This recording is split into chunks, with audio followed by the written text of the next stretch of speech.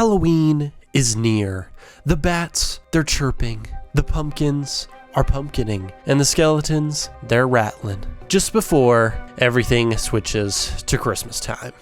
Welcome back to Easily Entertained. My name is Bryson Olson, and here we talk about all the good things of entertainment. Today we are talking about The Nightmare Before Christmas, one of my favorite Halloween movies, and seeing as in a few days as of uploading this video, it will be Halloween, I figure, we should talk about it before we dive headfirst into the other holidays. So let's get to talking about The Nightmare Before Christmas. This is Halloween, this is Halloween. So to kick us off, I think the way this movie makes the towns for each holiday is wonderful. The world building in this, I just think, is great. It's top tier. It's right up there. And since it is at the forefront, it's no surprise that the Halloween town, I think, is really good. And that's the one we get the most detail with. And I think especially in comparison with Christmas Town that we see later when Jack goes to it, this one just has so much detail for it. Like almost every Christmas movie has a North Pole. Okay, we've seen it all before. Okay, we see the elves, we see the factory, we see Santa, we see all the jolliness. Okay, that's been done. Okay, we get it. But a town full of vampires, skeletons, and all other manner of creepy creatures, I think is fascinating. I think it just adds a little bit more to the movie than if it was if it was still Halloween and Christmas, but the Halloween was a bit more bright and colorful like Christmas. I don't think that would work as much. I like that. It's very drastically different. And especially in this movie it's very much inspired and I believe produced as well by Tim Burton. It makes a lot of sense. It's that gothic type style where everything is a little bit dark, it's a little bit crooked, it's not perfect, everything's kind of given its uneasy, asymmetrical vibe that I think everyone can kind of associate with Halloween. And I think for this movie in particular, I think that's very much what it goes for. Christmas is the clean cut kind of style, whereas Halloween is a bit more jaggedy, and I like that. And all the characters' designs kind of follow a similar suit. Their designs are going to be a little bit more asymmetrical, they're a bit more jagged, but they also will follow things to classic monster movies like The Creature from the Black Lagoon or Frankenstein, or it will tie back to something from Tim Burton, like the guy with snakes for hands. It is very clearly sandworms for his hands. Or there are other points in the film where the snakes that they kind of introduce into different things either have the coloring of a Tim Burton sandworm from Beetlejuice, or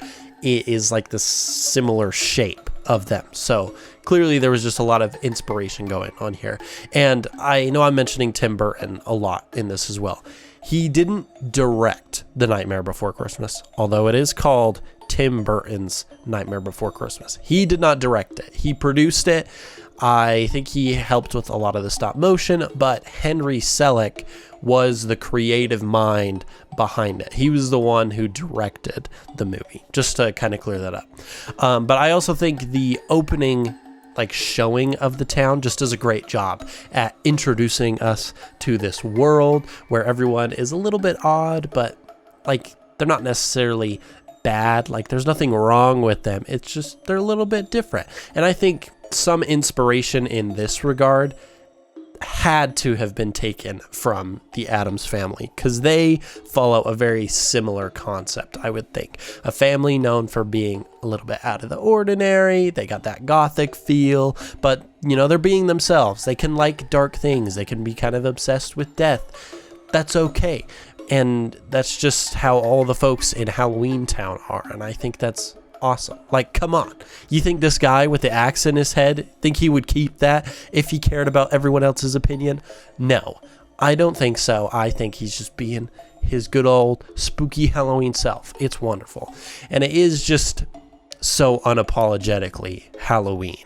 Because I feel in some movies, Halloween is there, but they're not trying to make it seem like Halloween as much so that you can watch it at other times of the year, which, like, I understand that point, but I like that they make that, like, Halloween is the focus.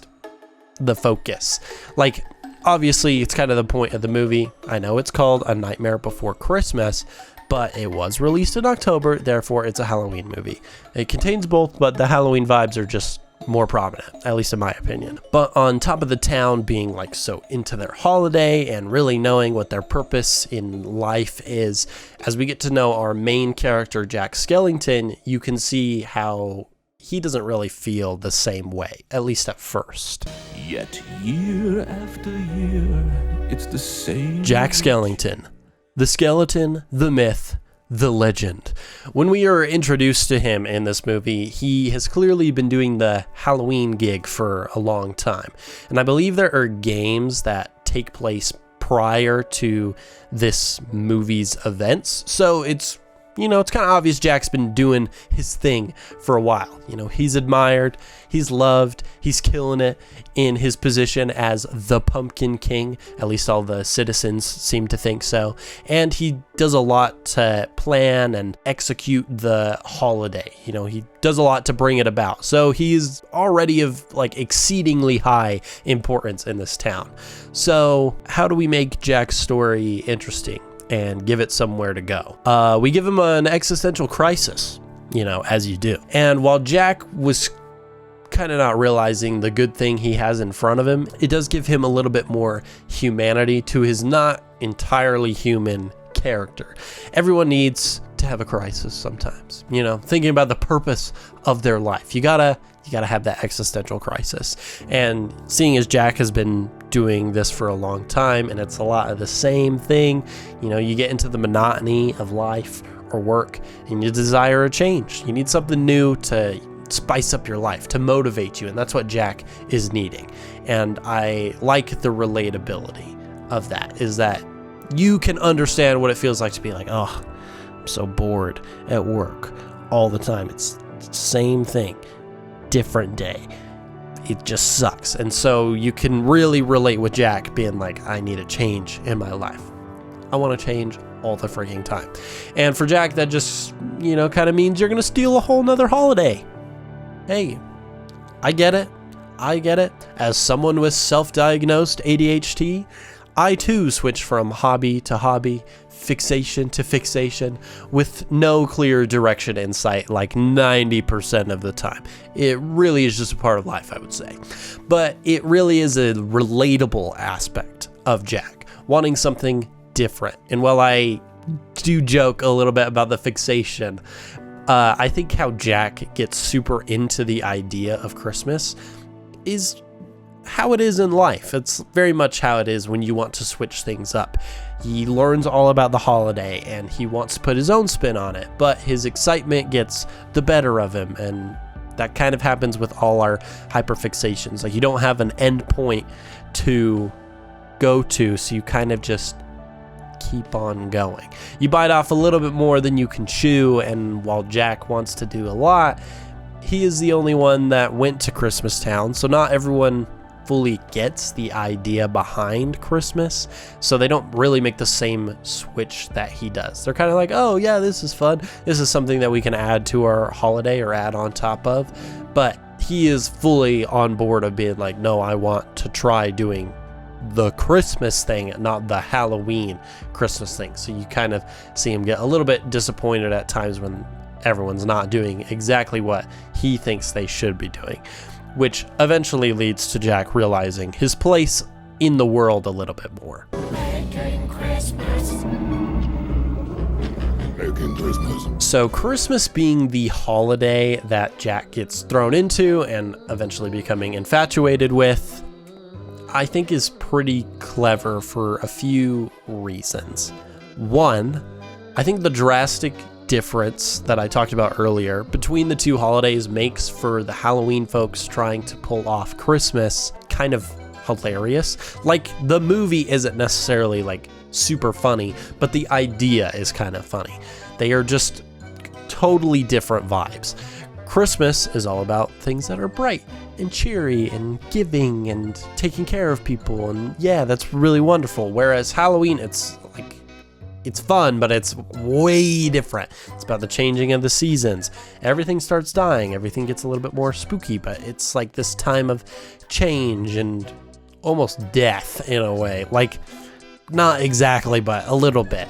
So it is so obvious that the Halloween stuff is going to leak into the Christmas preparations because they are so different. The town just can't possibly think on the same level as Christmas. And I think in this world, if the roles were switched, the Christmas people wouldn't be able to do Halloween. It would be way too cheerful. You gotta take the good with the bad. You gotta have the good mix of everything. So the second reason, though, I think this pair is so good is because both of them are way up there in terms of popularity. I think either Halloween and Christmas are the favorites of a large majority of people. Personally, like, I love Halloween and I love Christmas, and I don't know if I can choose a favorite because they're like really just right there for me because I like both holidays. So being able to bring them together in a single movie is a pretty good idea because that will get both aspects of them, and it allows you to cover that audience base for both, and it kind of extends the runtime of when you can watch the movie. Like, obviously when it had originally come out, it was at the end of October, so it would have been out maybe like beginning of November, but then it would have not been in theaters anymore. So that aspect maybe not as much, but you can still watch it during both seasons. And although it is like, it would have played like the first few weeks of November, I think that kind of gets into my third and final reason too, which is I think it's kind of symbolic that they're using both. Because I think this movie is a lot more of a Halloween movie than a Christmas movie. Me personally.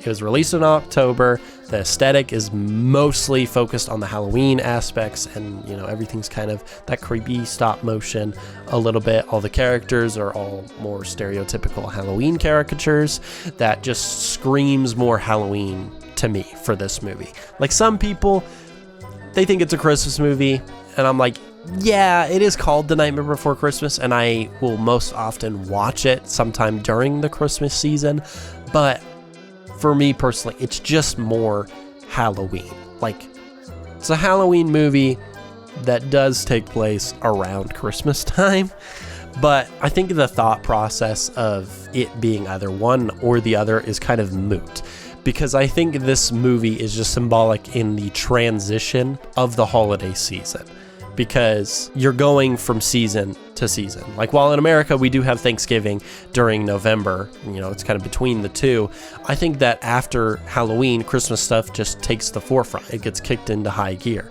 I think Christmas like takes a backhand prior to Halloween. Like, there's still some Christmas stuff that's getting put out because corporations know what they want. People are going to start buying early. But the Halloween stuff is way more at the forefront. But then after Halloween, it completely switches. Like, you can still have like some horror stuff and some spooky things and the fall stuff, but you get that transitional period. And I think that's what this movie kind of is like. It's just a good representation of the combination of the two and how they merge into each other. And I think it's great. The Nightmare Before Christmas is just one of those movies that I think has kept its charm for so long, and for me it gets better with each rewatch. Like, I watched it the first time and I was like, oh, this is a pretty good movie, but I feel like the more I've grown up and the more I watch it, it just gets different. It gets better with each rewatching. I feel like it's kind of like Napoleon Dynamite in that way. Drastically different kind of movie, but the more you watch it, the more you enjoy it, I would say.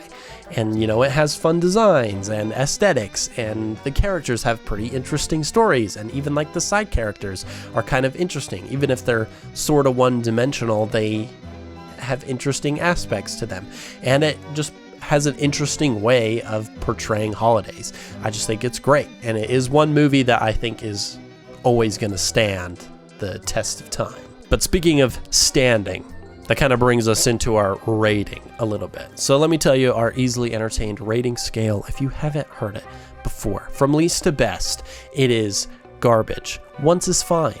Right mood. Quotable, go-to, and all day, every day. And I would have to probably put, I would put The Nightmare Before Christmas. I love it. It's a great movie. And it is probably my go-to during this season, if someone's going to ask. It's one of the go-tos. However, I am going to put The Nightmare Before Christmas in right mood. I think because I don't really watch it the rest of the year. It is only during Halloween or Christmas time that I watch it. Some other Halloween movies, like just more horror movies, like the Halloween movie franchise, I will watch outside of the Halloween season because they're just really good horror movies. And this movie, like, I could watch this movie at any time. However, I usually only watch it during this holiday time. So for that reason, I'm going to put it at a go-to. Sorry, not go-to, at a right mood. Just kidding. But if you have a different opinion, you are welcome to put it in the comments below. Let me know. But before we go, we have our question of the week. And this is a question to just get you invested in the conversation, you know. Talk amongst yourselves. I'll respond if you comment. It's a great time. And our question of the week, of course, it's going to relate to Halloween. It is, what is your favorite candy to get at Halloween? Mine has changed throughout the years. When I was younger, Butterfingers. Butterfingers were my favorite Halloween candy. Oh, they were so good. I loved Butterfingers. And I still love Butterfingers. I think they're great. However, I do think that now my favorite candy that I would want to get at Halloween, or like, oh, it's better around Halloween, I feel like, is Reese's Cups. And it is pronounced Reese's. If any of you pronounce it Reese's, no. It's not Reese's Pieces. It is Reese's Pieces.